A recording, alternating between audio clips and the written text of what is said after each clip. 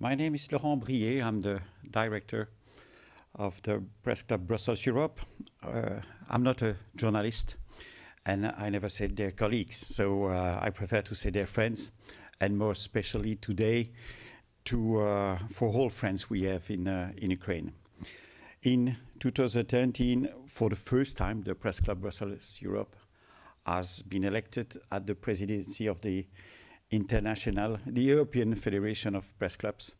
And at that time, we were a 3-year-old press club, and we were elected to the presidency of this federation existing for 40 years. And it was a great honor for the Brussels Press Club. And to celebrate this presidency, we organized a congress with our European colleagues, and our guest of honor of the press club was the Kyiv Press Club. It's a delegation of 4 journalists came from Kyiv during 3 days. And after the Congress, we continue to share and to exchange with them our practice and experience. And so thank you, dear partners, to initiate this morning this panel with our Ukrainian friends. So we are very delighted that our initiative to rename Press Club Brussels Europe, we are Kyiv Press Club, and has been particularly appreciated in Ukraine and all over the world through the initiative of our Press Club network. And to finish, I would say that we receive congrats and several anonymous calls as well. It means that this is an excellent initiative. Thank you, and thank you, Alia, for moderating this initiative. So we had Laurent Brier, who's the director of Press Club Brussels Europe, who was introducing the International Press Club Association, which when we had our first event here, we had the Ukrainian journalists here with us to celebrate that. But we're obviously in a situation now where we're going into a 3rd week of aggressions and sadness and shock and violence and refuge for many millions now, over 2 million. And we have with us today speakers who are in Ukraine, are actively on the scene, and are sharing what they can with us.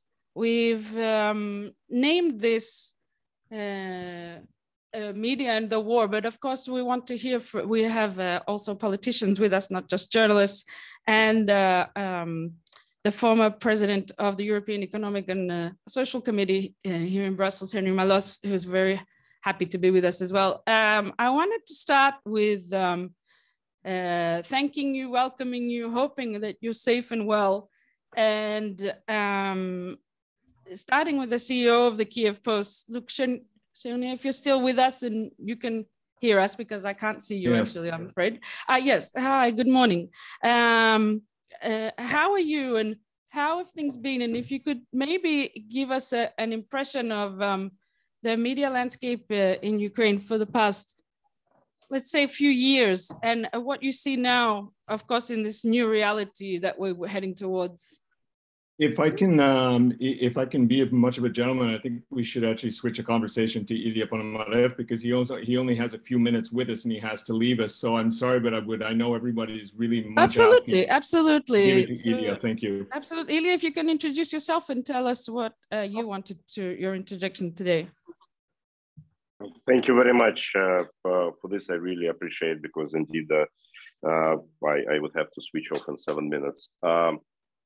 What we are doing here in the center of fighting, I originally went away to join the fighting and territorial defense of Kyiv, but later we decided that the most productive thing to do right now is to organize a new dedicated media channel that would broadcast to Russia, to raise the awareness about what's going on in Ukraine. Obviously, there is plenty of information that comes from Ukraine, But firstly, most of this information is in Ukrainian language, and secondly, even that information which is in Russian language, it still has been written from the point of view of Ukrainians, for whom obviously Russians at the moment are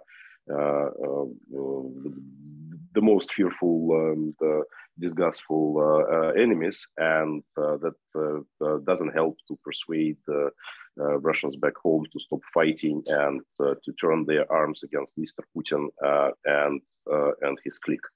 How possible is something like that, given the new media laws that have been passed in the last week, etc., and from your experience? Both from Ukraine and from Russia, who are speaking in Russian and addressing Russians. And we are also showing a lot of video content that we collect across the country. We're trying to filter them so that there will be no propaganda, but the actual footage that the Russians would see. We have a network of stringers. Secondly, we do 24/7 operation of Telegram channel, which is also being read in Russia and which is not restricted so far. And thirdly, we are right now expanding to platforms which are Russian platforms like Vkontakte and Odnoklassniki and others, and that's where we are expanding at the moment. That's where a lot of Russians are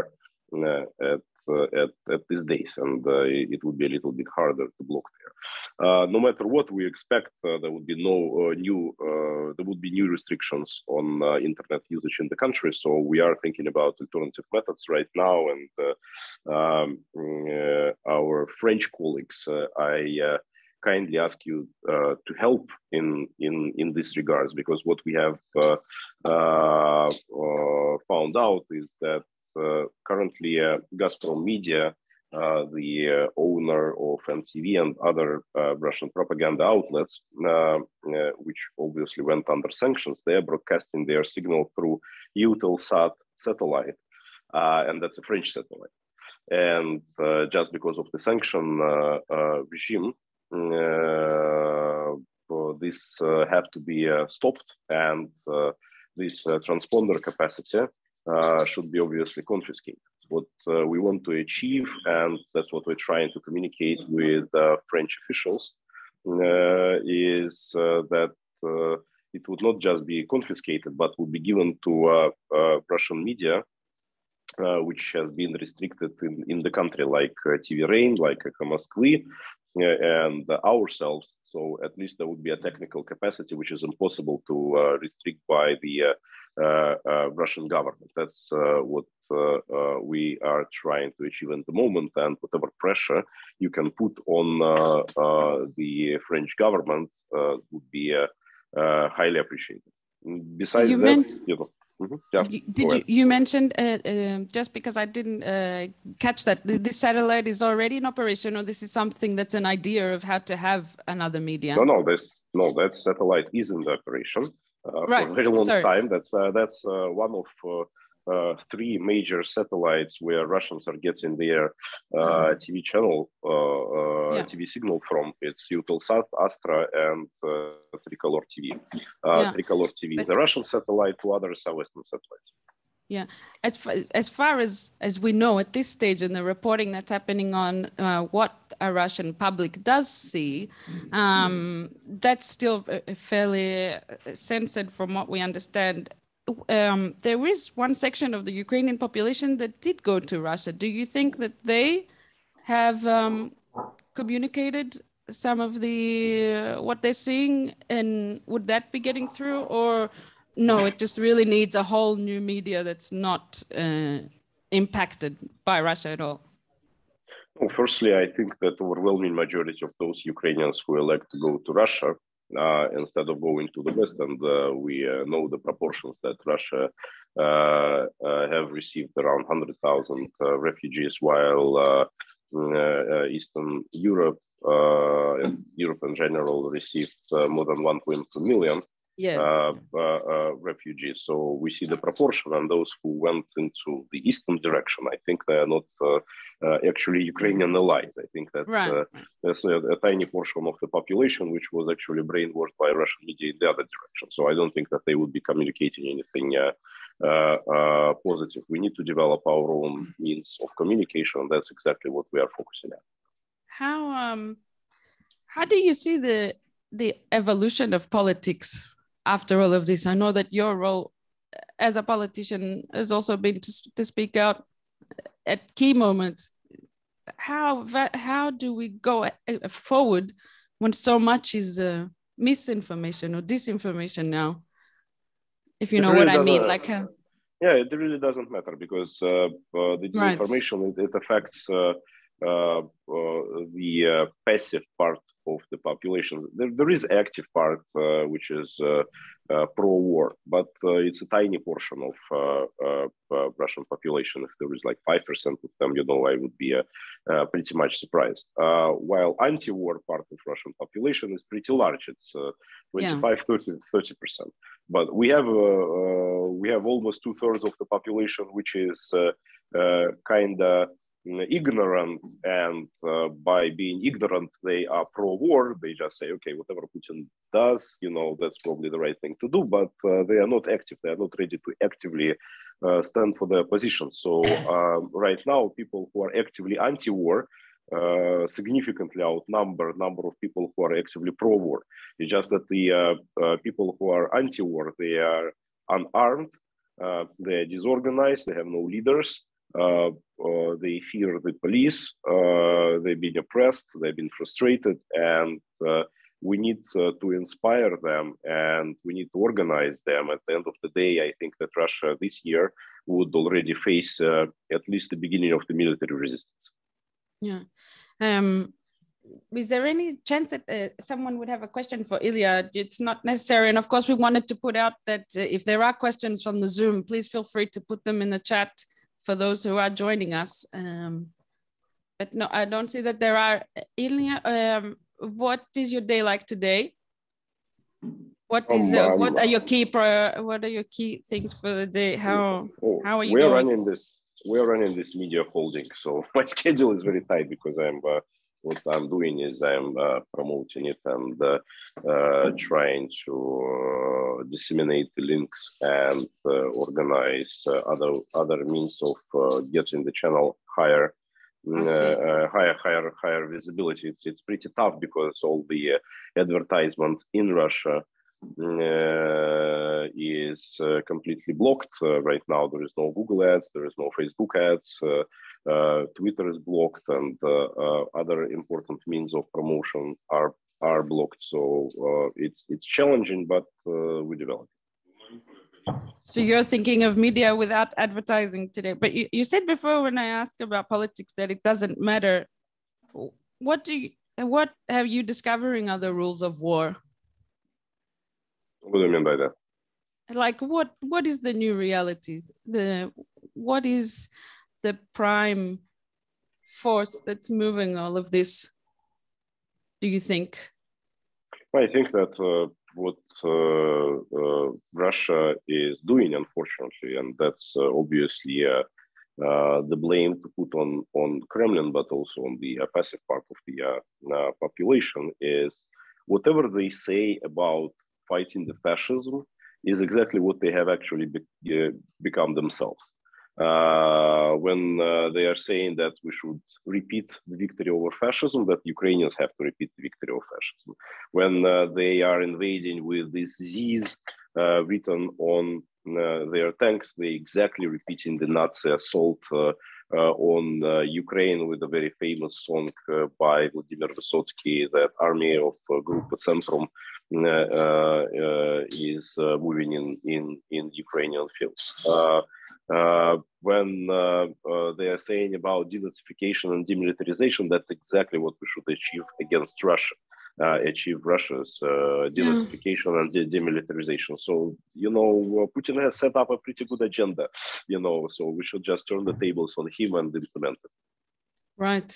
Thank you very much, Ilya. Thank you. If there is anything else you wanted to, but then I was going to turn to Luke. Thank you. Shenya, who was with us. Thank you. And again, thank you, Luke.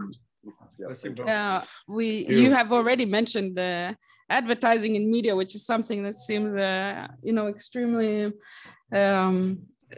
in this time of shock and sadness, as I said, and inhumane situations, to have to think about the business of media on top of everything. I think it would even rattle me, even though I've worked in newspapers for more than 15 years. But Luke, how do you see the media landscape that's shifting and has shifted?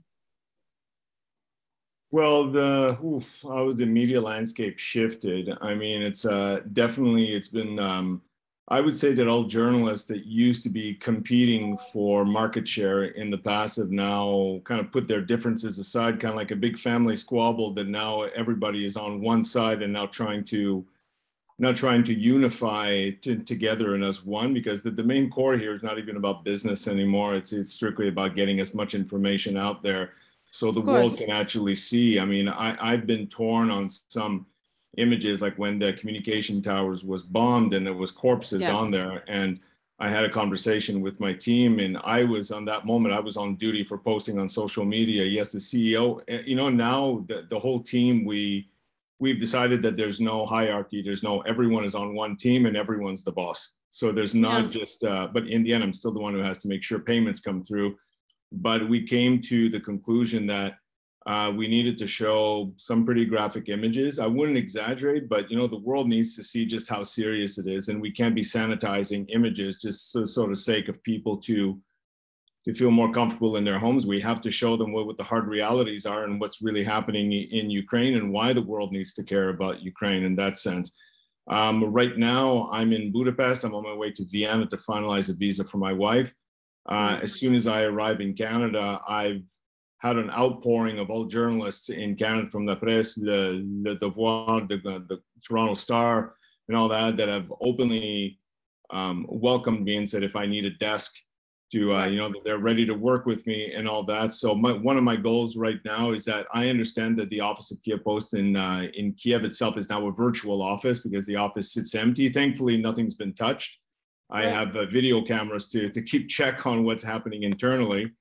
But one of my goals also is to open an office in exile in Canada as well, just to ensure that the servers and everything are working well. So we're going to have an office in Canada, and we'll still have the team remotely all over the world, but especially in Ukraine. And when the time is right, then we'll reopen the office when it's safe. We'll be reopening this.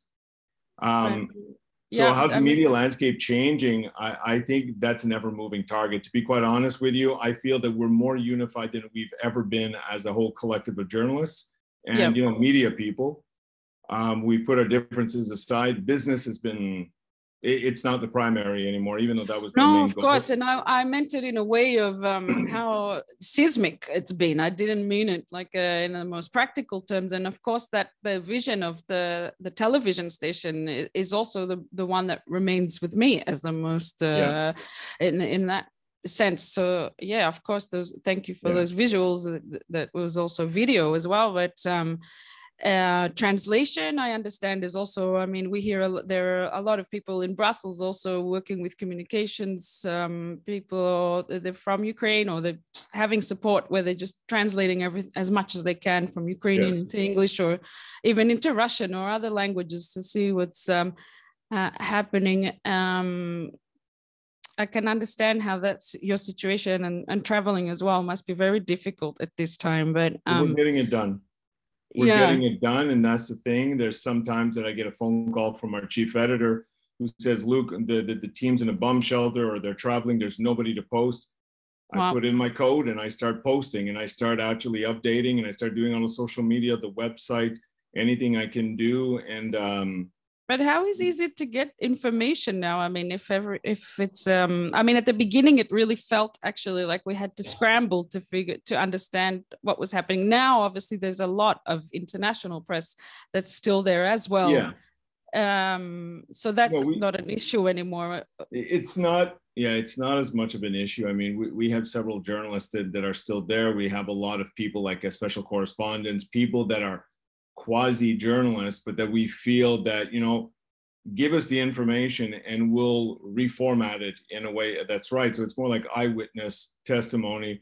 And at the same time, we have very big institutions like AFP that's been, actually to me, they've been doing an excellent job on what they've been doing. So we're using a lot of AFP, a lot of on the ground, a lot of eyewitness, all the different sources. We're doing as well. One part that I think hasn't been mentioned here is not just about reporting, but I think it's very important that institutions like Kyiv Post and myself should be also ourselves becoming advocates and mouthpieces on all channels like CNN to Fox to, you know, to CBC in Canada, and telling all the other medias what's happening and how we're seeing it. So I think it's a two-way feed, basically. It's not just us reporting on what we hear, but us becoming part of the content and delivering our news to the world on what we believe in. And that's what I know Bogdan has been, our chief editor, has been doing a lot of interviews.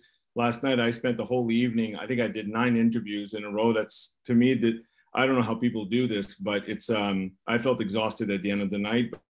Yeah. Did they ask you, but people what is your biggest fear? What are your biggest fears for the days ahead? No, most of the people are asking, what is the situation at the border like? What is, some people are asking me, what's my vision on what is now happening with Putin and what's the ultimate end goal? And I always answer, look, that nobody knows this answer. I don't even think Putin himself knows now at this point, because this war has gone completely off the rails on what he was expecting. So I think it's even a mystery even for him on where things are going to go. So again, everyone is hungry for information, but what I love is that the world is united in sharing this information together. And this starts with solid journalism. And I'm glad, maybe I've been stuck in a bubble, but I'm not seeing that much. There's a lot of fake news, but maybe I've been insulated, but I haven't seen as much as I was expecting. I'm seeing people actually trying to be a bit more responsible with what is being spread online. Right. So what would be your biggest fear for the coming weeks? For the coming weeks, I have no doubt in my mind that Ukraine will prevail, because now the world is behind, even though they're not fully entering in the no-fly zone coming in, but now cutting off the oil and gas, choking them off on, on companies and all that. From within, it's going to implode from within. It's not a matter of if, it's a matter of when. There's no other way. And what I'm most afraid about is that he's just going to say, well, I've lost everything, so I might as well just flatten as much as possible. And then and I will make Ukraine unattainable and unusable for anybody for decades to come. That's what scares me, that he's going to turn it into a wasteland just to prove a point. And then, well, whatever he does to himself personally is another issue. Just horrific. Thanks so much, Lucas. Stay with us in case there are any questions. Sure, I was going to go to Henry Malos, now President. Henry Malos, the former president of the European Economic and Social Committee, also president of the Association of Jean Monnet. Henry, you're still with us? Yes, I'm here. Yes, hello. So the Jean Monnet Association, we have this famous quote from on crises and creativity. How creative can we be in such an enormous crisis? What are your thoughts today? Thank you, Alia. I would just to say as a first short introduction, but if the Jean Monnet Association is there, it's not by accident. First, we are there because Olivier Védrine, who will speak after me, is a member of our board. And he was in Kiev during all this, during the start of the bombing, of the start of aggression. And of course, we have to show solidarity and work with him. And I'm very happy that him and some of my friends have succeeded to go out of Ukraine. But we I'm following the situation on a daily basis. Why? Because as you know, maybe I was the unique president of European institution to be on Maidan in 2013 and 2014. I've been put on the blacklist of Mr. Putin among four French persons in 2014. But I was always a supporter of dialogue, because I think dialogue is necessary, and we should have done everything to avoid what's happened today.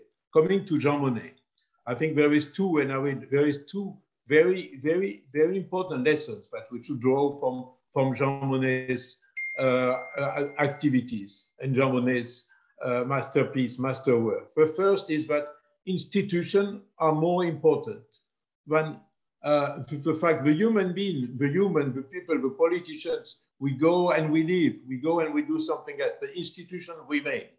And that was one key message from Jean Monnet. This is why we launched with Olivier, with some others, 2 weeks ago, this appeal of Kyiv to accelerate the integration of Ukraine in the European Union.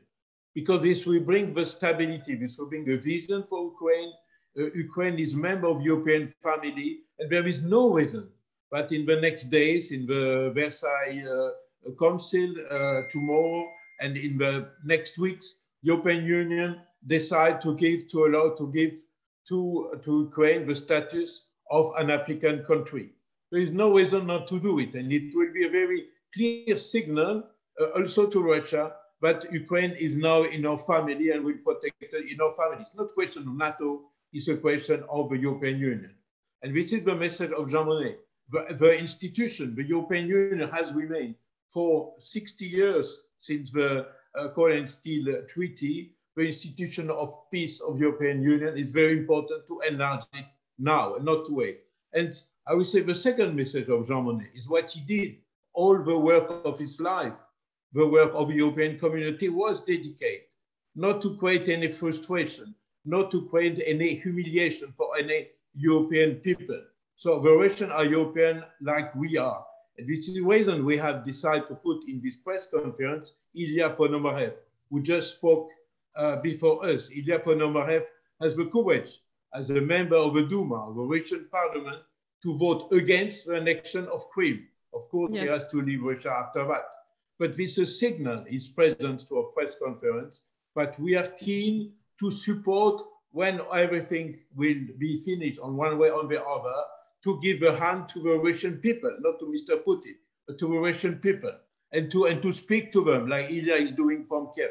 This is very important. This is another message from Jean Monnet. We are not making coalition between states, between government. We are unifying the people, all the people of Europe, the Ukrainians, the Georgians, the Moldavians, but also the Belarusians who are fighting against their tyrann, the dictator, and also the Russians. Yeah, that's very clear. As we all know, though, these processes for whether it's accession or whether it's discussions or whether it's opening chapters, these things take a long time. But you think this is not the time to focus on how long the process is. It's just to begin the process, is what you're saying. To say, yes. Just give you one example. When the Berlin Wall falls, Chancellor Kohl decided to reunify Germany in 1 year. And in 1 year, East Germany, so 20 million of people, joined the European Union in 1 year. That was possible. Of course, circumstances are different, but that was possible. So just why to wait 20 years? I think I'm always fighting against the European bureaucrats. And I think in that matter, we should forget their bureaucrat habit and try to be at the level of a history. Of course, that's a good example. Obviously, but the one country versus 27 now is slightly different. But yes, hopefully there will be more positive signs towards that. If I can, there are no questions or anything like that we should consider in the meantime. No, I see no. If we could go to Olivier Vedrine, just to have he's a journalist at the Tribune de Genève. Olivier, if you wanted to introduce yourself as well. I understand that the Kyiv Post also, and what you see as this changing daily new reality of war from where you are. If Olivier is still with us? Yes, of course. Okay, great, sorry. Then yes, I am professor, journalist and writer. I wrote articles not only for Tribune de Genève, but also for Kyiv Post, Le Devoir, Novaya Izvestia, and I have my own. I am chief editor of Russian Monitor with a newspaper online of the Russian opposition, and we have around 500,000 viewers per month. We are the top of the newspaper of the Russian opposition. And yes, I was in Kiev. Then I left Kiev a few days ago. I sleep in some bunker. I took the train with a big crowd and big panics, and I go after to Lviv. Then I cross all this country on the war, and that was like a very, very sad movie of the Second World War. Then everything is changing, and we are trying, as Luc said, we are trying to be unified as journalists, but also as people, as friends. Today, you know, I am happy that my friend Ilya was there, my friend Alexandra is there, my friend Henri is there, my friend Luc is there. And that's a symbol of unity against this aggressor and this dictator, who is Putin, of course. Right. Okay, we do have a couple of questions coming in, but I'll just quickly also ask Maria Merentseva to introduce herself if she's there. No, she's not there, Maria. She's not, okay. So Alexandra. Alexandra, you can ask Alexandra. Yes, Alexandra, if you could introduce yourself and tell us how things are changing for you daily at this stage, and the people of Ukraine, of course. Okay, my name is Alexandra Kvitina. I've been working as a Deputy Minister of European Integration in the Ministry of Infrastructure. Now I'm working as a journalist and political analyst. I'm a writer. I'm writing some articles. Actually, I've been in Kyiv when it was attacked. It was really scary. And we had to leave at night with a child. It was terrible. And at the moment, I'm staying in Chernivtsi. I'm working as a volunteer. I'm helping refugees here and settle the families. So I'm trying to write some articles to show what's going on in Ukraine. And I think you touch some topic about joining Ukraine to European Union, and I think it's very important to European Union and to Ukrainian people, because I think that Putin attacked not only Ukraine, he attacked European values, he attacked democracy, he attacked human rights, and it's important to answer to Putin and to show unity. I understand it's not easy, and maybe some countries will be disagreed, but I think Ukraine also have to do its homework and combat corruption. I think the government of Ukraine will be motivated to do it because it's no other way to survive, actually. And I hope that European people and European politics will support European choice of Ukraine. It's very important. Yeah, thanks so much, Alexandra. It's obviously very visible to hear the situation at the moment in your voice, actually. We have a first question, which I would like to pose to all of you, because it's been, I mean, here, so far away from what is happening, social media has been the platform that has overtaken definitely my daily waking life. What do you see as the role of social media platforms in this war, and what can be done more or less without risking Ukrainians' safety and security? Obviously, if you're someone that's moving and needs to move out of a city, this may be less of a role for you, but it would be great if all of you could put your voices to what this new platforms for was supposed to be democracy and their role in this war. Perhaps if we start again from, I'm not sure if Ilya had to go. I can jump in if you don't mind. Right, yeah, please. Yeah. Luke, So your question, what was, how does social media play a role into this whole new infrastructure, correct? I mean, listen, social media right now, in my view, is the oxygen of what's happening at the moment. Now, with every oxygen, of course, there's a little bit of pollution that goes on. So you have to take your breath sorry for the puns there that I'm saying, but I mean, the oxygen without the social media, technically the social media is democracy and the power of the people controlling what information is accepted and distributed. So to me, without social media, I don't know where we would be. I know journalism, even for journalists now, this is the quickest way on how to expand and to tell everyone on what's going on. So to me, social media is, I'll just leave it at that, is oxygen to this terrible situation on where we're going. Without it, we're all going to suffocate. Yeah. Olivier? Yes.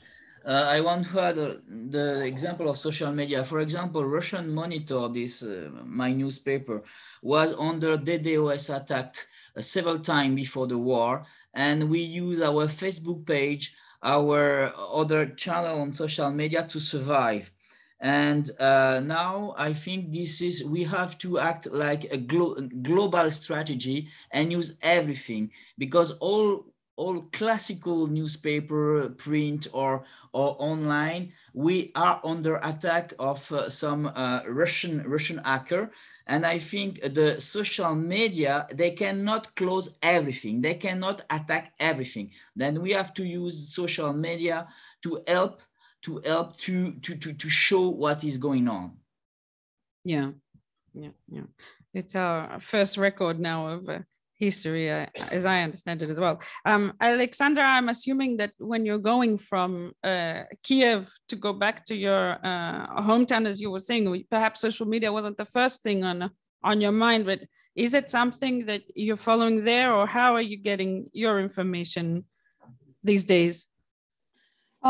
Using different sources. I try to use official sources, of course, the Ministry of Defense, and also I use Telegram channels. Actually, I was helping a little bit to Ilya to settle this channel, Telegram channel for Russian people, and I'm following also.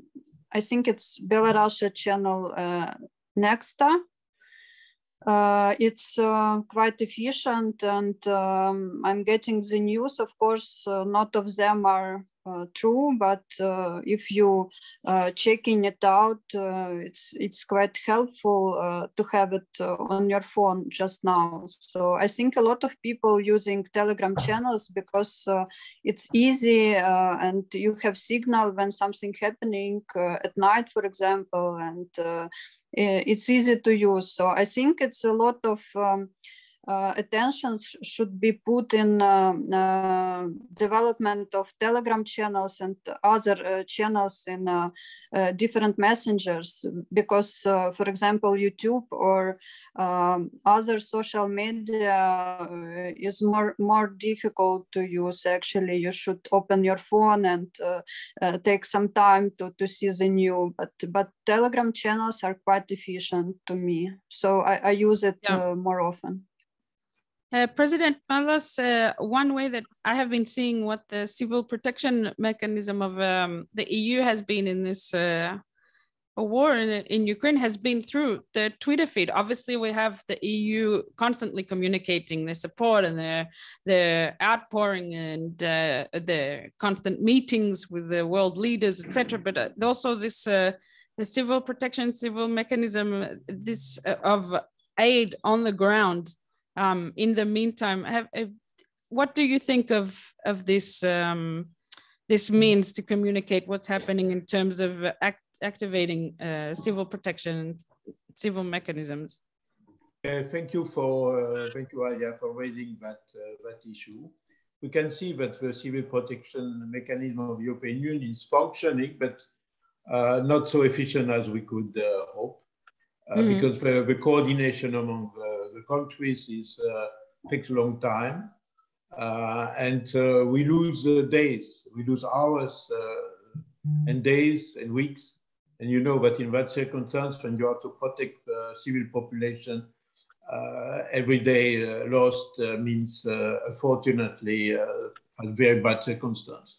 So we in the Jean Monnet Association, last year already, we start a project, we start an action to strengthen this European civil protection mechanism. we don't want just coordination as we have today, which takes some time. I remember where I'm living in Corsica, it took 36 hours to have planes to arrive from Italy. So in 36 hours with a big forest fire, you know that in Greece, and so it's unfortunately too late. And we launch an action now, and we hope that tomorrow the Council in Versailles will take some action to create European task force for civil protection, which may be based in various parts of the European Union. And for example, for the refugees and for other circumstances, it could be at the border, at the eastern border of the EU, to be able to act immediately in 1 hour, 2 hours. And that means to have a special European agency to deal with this civil protection European task force, where people will be used to work together. Today it's complicated because it's not, the coordination is difficult to take. There's a problem of command, there's a problem of managing, even if they make sometimes some exercise together. We are not used to work together, and we don't have enough materials, enough cars, enough helicopters, planes, and so on. So this could be a very important, I think, personally, but the European Union. But what are the chances that it could be ever that quick? I mean, 1 or 2 hours is a very yes, huge because shift. If the task force is organized, I always give an example. I'm sorry, we are not speaking about forest fire, but forest fire in the Mediterranean. If you have a task force based somewhere in I don't know, the Balear Island, Sardine, Corsica, or some others, in 2 hours they can be on the place in the Mediterranean area, not in 36 hours. So these are very good examples. And I think for civil I did have the impression that there was like an emergency center of the civil protection mechanism. Is that not as efficient as what you're saying, or is it no, that because it's administrative, it's bureaucracy. Right. Who doesn't work on weekends or very minimum staff. Yeah. I mean, but it is good to see that the first aid is getting there through this mechanism. I'm not sure after how many hours. Danica, there's some other questions on the. I'm sorry, Aya, but yes. You had this experience in Greece this summer with the forest fire. Absolutely. I mean, of course, the climate is changing much quicker than the response as well. But yeah. Okay, there are no questions at the moment. I thought there was something. There's some questions in the room, actually. Just one moment, we have 2 questions in the room. Yes, thank you. Thank you very much. Willy Frutter, Human Rights Without Frontiers. I think that the dimension that needs to be highlighted as well is the support of Patriarch Kirill of the Russian Orthodox Church to Putin's so-called special operation in Ukraine. And to what extent, in fact, has his representative in Ukraine, Metropolitan Onufry, kept a distance, from what I heard, from Patriarch Kirill, and how do the Orthodox priests, Moscow Patriarchate in Ukraine, react to that invasion by Russia?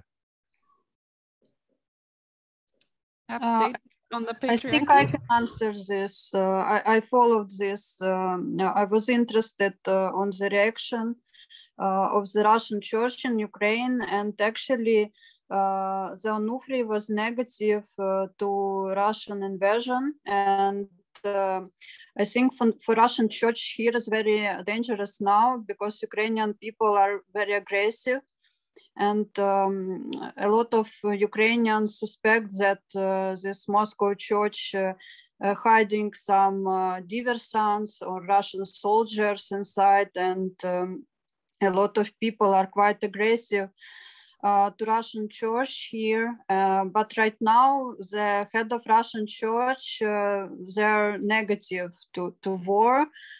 From Patriarch Kirill, and I don't know what the situation will be in the future for Russian church here. Let's see, but now they against.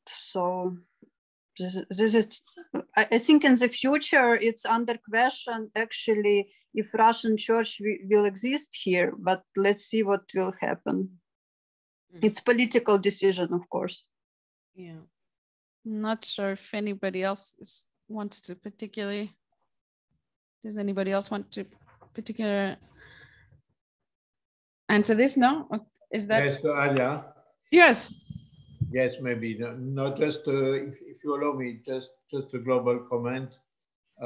First, I think it's very important to have also dialogue at the level of churches. If you remind of Jean Monnet, he was also a man who organized this kind of dialogue. He was, what is not so many people know, but he was also involved, and all the process of European unification has been also based on dialogue with the spiritual leaders. So we should not forget. And I will just add one other point. You will see that some Ukrainian politicians who have been quoted as pro-Russian, like the mayor of Odessa or the mayor of Kharkiv or a deputy member of the council of Kharkiv, were a member of a pro-life party, they're now totally in solidarity with the Ukrainian people. So even with the people who were quoted as pro-Russian, now turn to be for the unity of their country. So this should be noticed. And this is why it's important to continue to speak to everybody, to continue, as Ilya is doing, to spread information in Russia among the Russian population. All the Russians are not our enemies, it's just the government. And we should always make the distinction between government and the people. Right. Merci, President. And one more question here in the, no, you sure? Okay, good. Guys, can you show me the chat? Because I think there's some things there, but I can't see them. No? Just one moment. Hold on. I think I have also received it here. So the question is, what has to be done to educate Western Europeans on what is really at stake here? I feel there is a big level of ignorance on the real risk. Do you feel that at this stage, with nearly 2 million people leaving and all the aggression? Yes, please, Olivier. Yeah, I think, you know, one step to show what is happening here is first media. That's why I am now in Paris, and I start now to interview in some French TV. The first step is to say what is going on, but also, and we discussed about that with Henri, and I wrote in Tribune de Genève this tribune about the adhesion of Ukraine. The adhesion of Ukraine will have a big impact on all Europeans and all Europeans, and also a big impact on Putin's strategy. For him, that will be a nightmare, because EU is not a military organization, is a peaceful organization, and he can say nothing. And for him, that will be also a big problem, because he will not argue something against the EU if Ukraine start the process of adhesion in the EU. The impact will be also for the Ukrainians.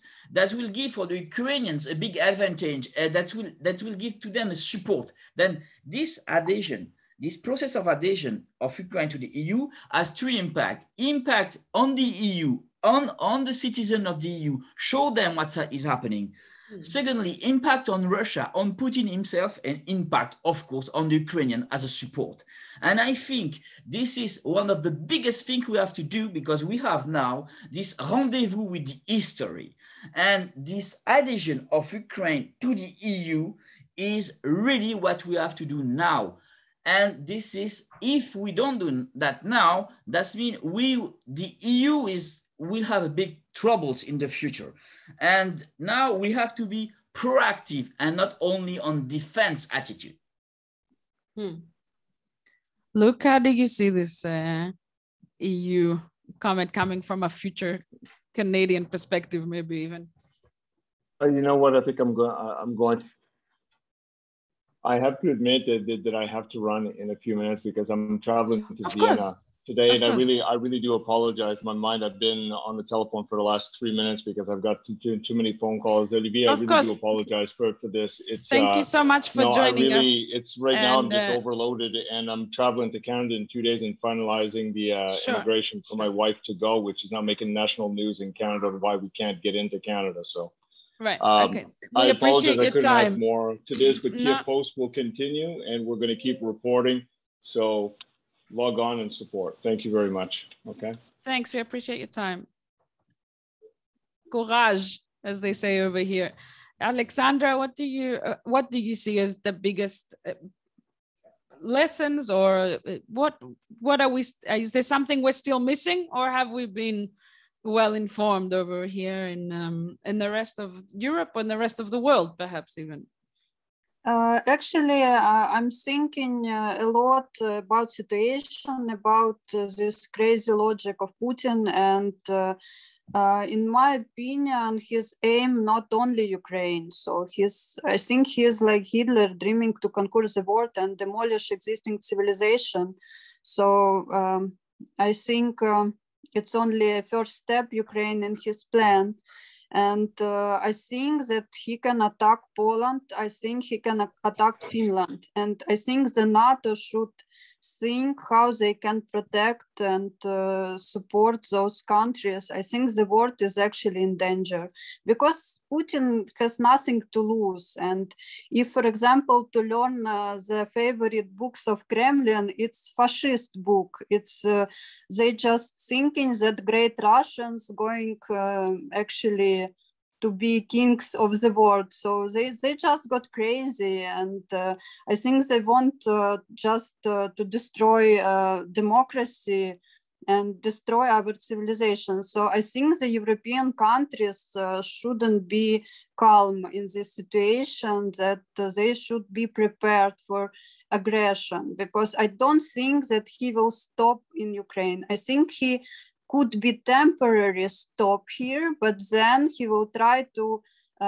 get more resources and to attack more, because actually, yes, Putin and his government has nothing to lose. His economy goes just somewhere down, and I think we should unite all together. And the worst weapon of Putin, it's even not his army, not his nuclear weapons.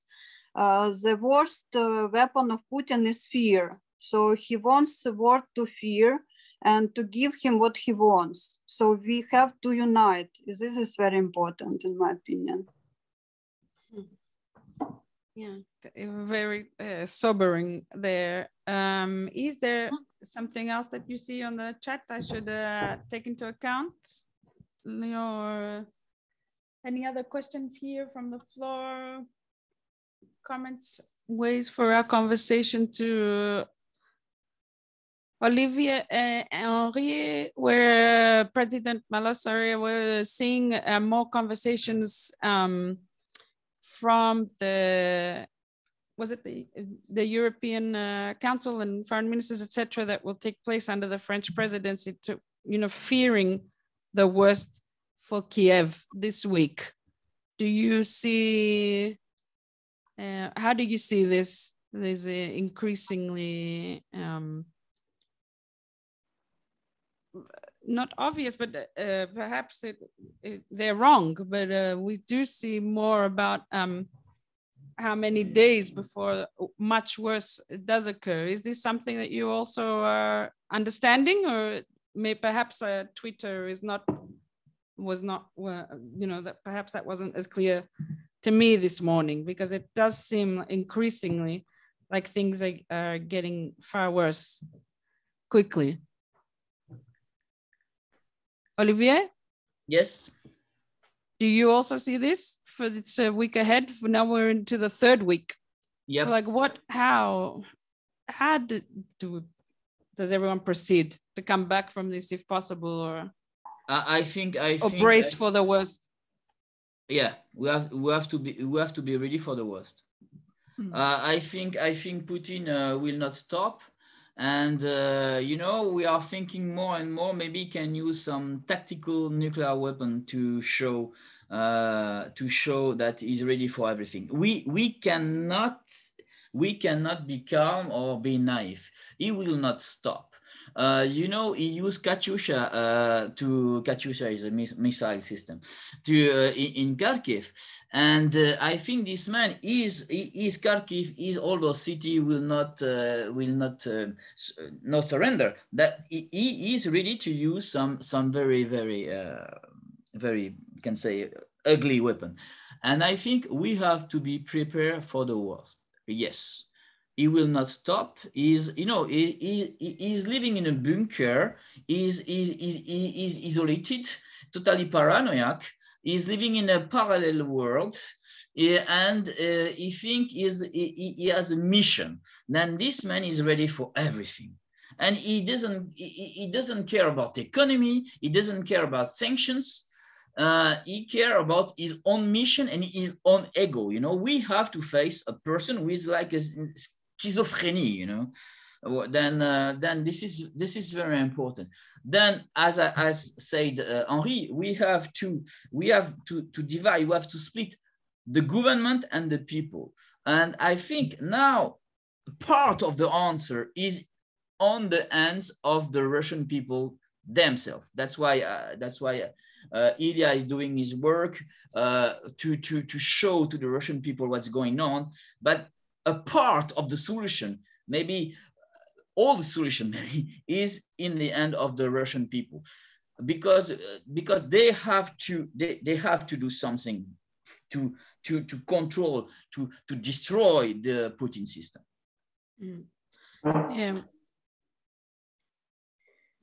President Malos, I don't know if you wanted to respond to that specifically. We also have a question about the relationship between China, Russia, and Ukraine, but I'm not sure if who would like to go towards that subject. Yeah. Yes, I can answer. Personally, I think that the biggest danger which Europe faces is not Russia, but it's China, and because it's an economic, military, and dictatorship and communist regime. This is my personal vision. So anything this, I have to say, close cooperation, then I would say an heavy cooperation between Russia and China is the biggest dangers which Europe faces today.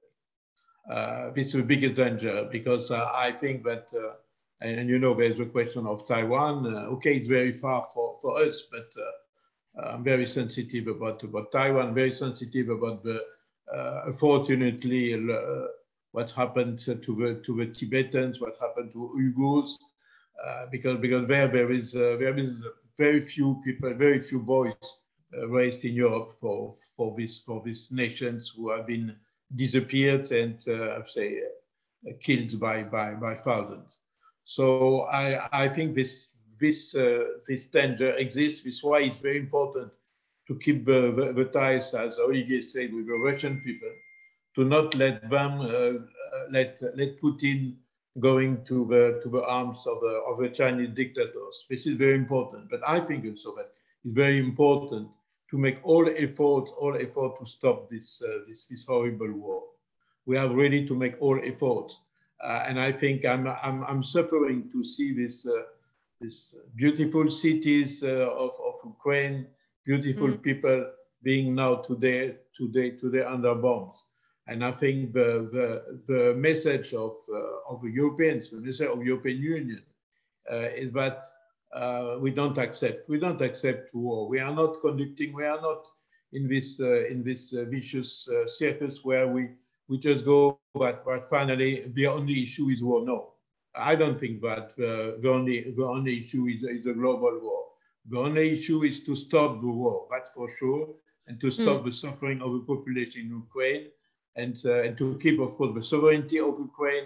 And I think at any moment, it's possible to make change. And we see that the ongoing process to trying of mediation.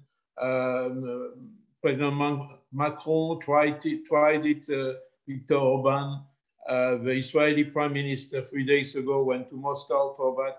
Today there is a meeting between the Ukrainian Minister of Foreign Affairs and Mr. Lavrov, the Russian one, somewhere in Turkey, presence of the Turkish Minister of Foreign Affairs. Okay, people have doubts, will come of anything, but I personally think that we should do everything. We should do everything to stop this tragedy, because the tragedy is hurting people, is damaging the life of thousands of Ukrainians, and each of them, it's too much. It's enough. Absolutely. I think we are in the 21st century, and we can't also accept all this speech of war, and people say, let's make a war, World War III, no, stop it. We should really be conscious about our huge historic responsibility. That's why we support this fact that tomorrow the European Council should give to Ukraine, but also to Moldova, which is in danger, and Georgia, the statute of candidate country, and consider that it's part of the European Union. This is the urgency that we can do, not just send weapons. Thank you. One more question from our audience, if we may, to all three of you, of course. Yes, a short comment about civil society in Russia. Just to say that it is difficult and dangerous for people to go out and demonstrate. According to the website Medusa, so in Russia, 8,000 to 9,000 people have been arrested. And also a consequence that was stressed by Novaya Gazeta is that when people are arrested, a number of them lose their job. Suddenly they realize that they've been fired, or students that don't have access to the university anymore. And there was also a case, it was published yesterday by Novaya Gazeta, that a child in a classroom whose mother was a Ukrainian made some remarks that he disagreed with the war in Ukraine.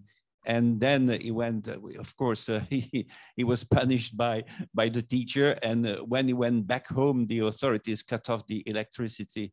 So I think that those things, apparently small things, need to be highlighted as well in the report. And one more thing, it's also Novaya Gazeta yesterday who said that according to the new law, 15 years in prison if you say, if you publish so-called fake news about the war and the army. There are at least 60 cases of prosecutions for the moment. People being threatened with high fines. Thank you. Not sure if there was a question there. No, it was a comment. It was a comment, I see. Okay, if we have any other questions from the chat, I think we may ask you to come to some concluding remarks, each one. Give us your final thoughts and what if there was anything else you wanted to add, and we'll let you go on with your important work today. Yeah, Olivier, if you'd like to. Yes, I want to say that this war, I can say, is a symbol of. This is, I agree with my friend Alexandra. This is a war of civilization, but more than a war of civilization. I don't want to use these words, but this is really a war between democracy and authoritarianism system, about dictatorship system. And now we are in a new bipolar world. You have democracy and totalitarian regime. And now we have to win this new war, this cold war, this not only cold but warm war now, between democracy and totalitarianism. And that's very important, but because the result will be our future. And the EU is a key. The EU must be more active, and the adhesion of Ukraine in the EU is a key to win this war between democracy and totalitarianism. President Malos? Yes, I would just to conclude say how important is your role, the role of journalists and the role of media, to give good information and not propaganda.